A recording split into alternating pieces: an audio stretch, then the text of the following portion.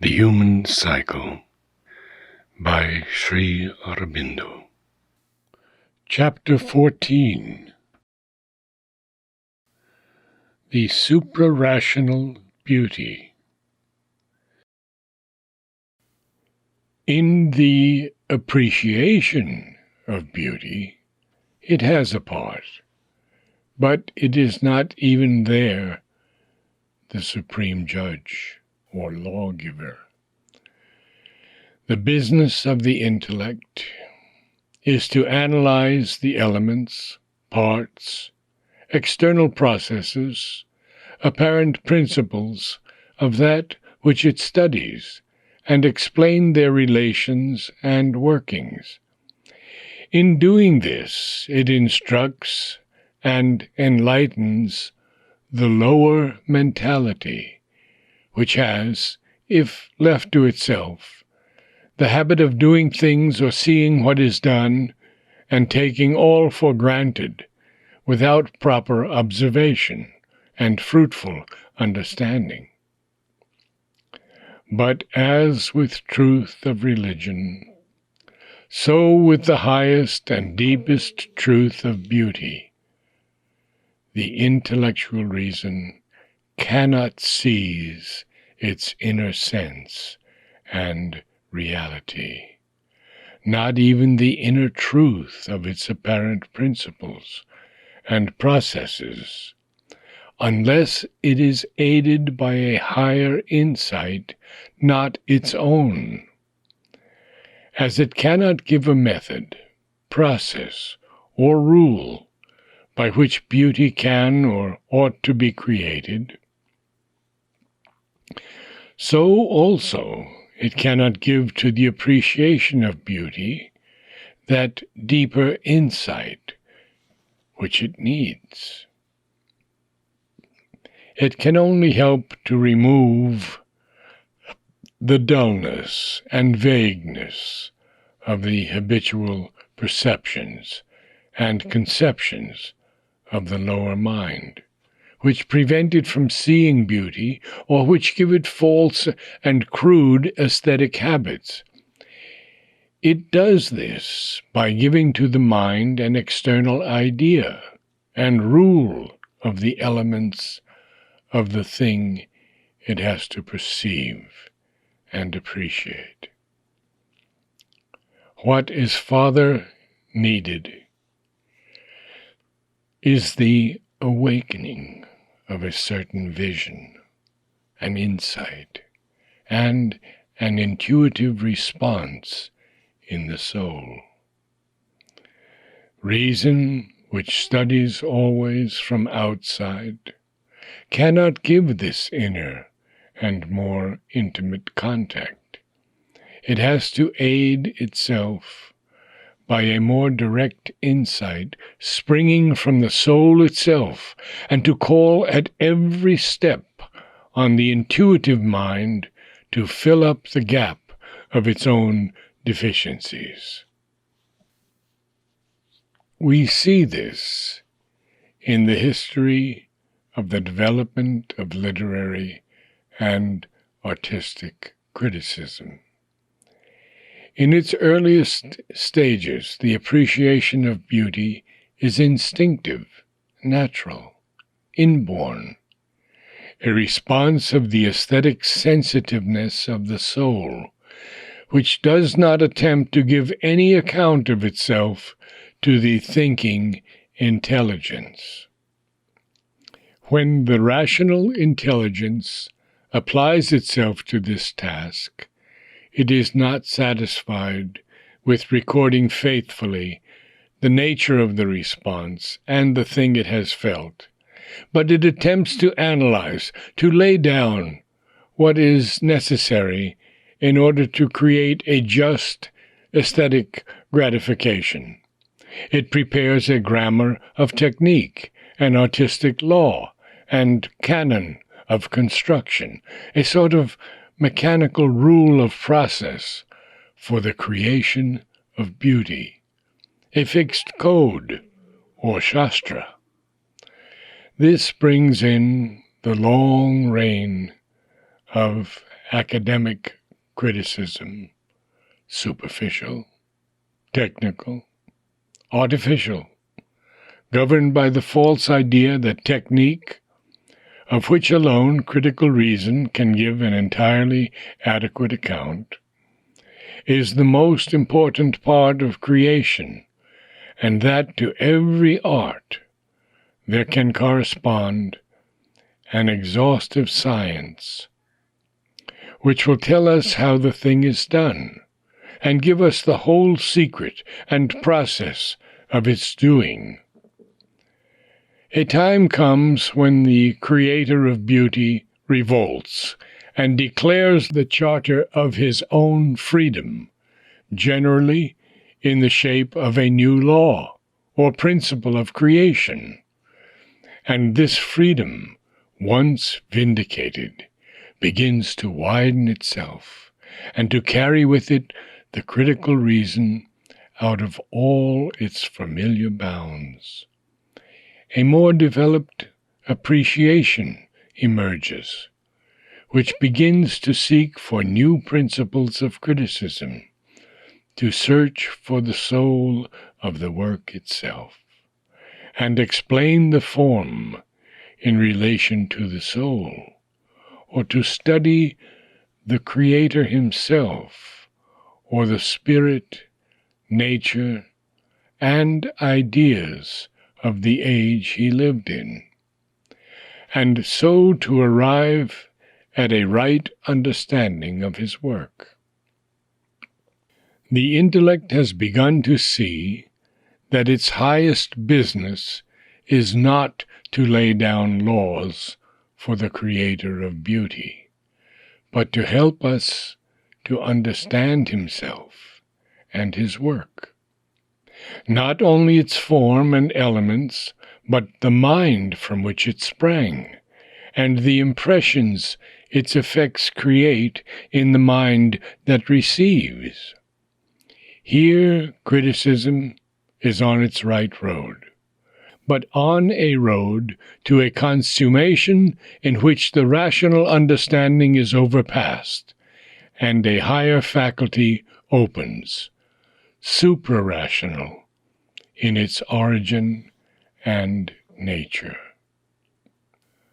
For the conscious appreciation of beauty reaches its height of enlightenment and enjoyment, not by analysis of the beauty enjoyed, or even by a right and intelligent understanding of it. These things are only a preliminary clarifying of our first unenlightened sense of the beautiful, but by an exaltation of the soul in which it opens itself entirely to the light and power and joy of the creation. The soul of beauty in us identifies itself with the soul of beauty in the thing created, and feels in appreciation the same divine intoxication and uplifting which the artist felt in creation. Criticism reaches its highest point when it becomes the record, account, right description of this response. It must become itself inspired, intuitive, revealing. In other words, the action of the intuitive mind must complete the action of the rational intelligence, and it may even wholly replace it, and do more powerfully the peculiar and proper work of the intellect itself. It may explain more intimately to us the secret of the form, the strands of the process, the inner cause, essence, mechanism of the defects and limitations of the work, as well as of its qualities. For the intuitive intelligence, when it has been sufficiently trained and developed, can take up always the work of the intellect and do it with a power and light and insight greater and surer than the power and light of the intellectual judgment in its widest scope. There is an intuitive discrimination which is more keen and precise in its sight than the reasoning intelligence. What has been said of great creative art, that being the form in which normally our highest and intensest aesthetic satisfaction is achieved, applies to all beauty, beauty in nature, beauty in life, as well as beauty in art. We find that in the end, the place of reason and the limits of its achievement are precisely of the same kind in regard to beauty as in regard to religion. It helps to enlighten and purify the aesthetic instincts and impulses, but it cannot give them their highest satisfaction or guide them to a complete insight. It shapes and fulfills, to a certain extent, the aesthetic intelligence, but it cannot justly pretend to give the definitive law for the creation of beauty, or for the appreciation and enjoyment of beauty. It can only lead the aesthetic instinct, impulse, intelligence towards a greater possible conscious satisfaction, but not to it. It has in the end to hand them over to a higher faculty, which is in direct touch with the superrational, and in its nature and workings exceeds the intellect.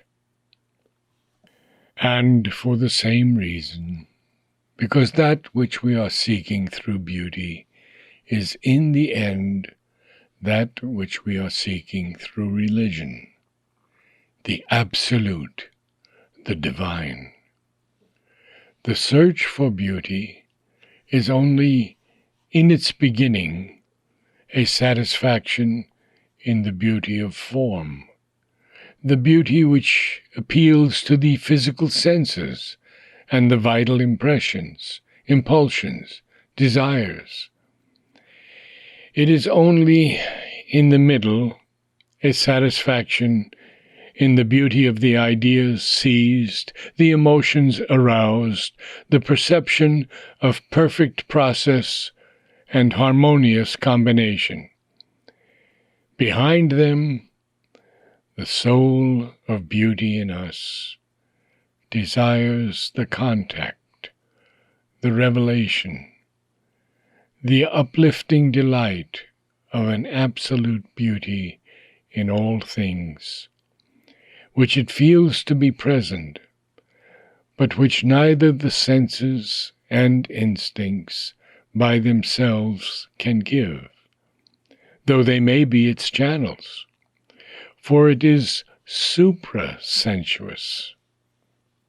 Not the reason and intelligence,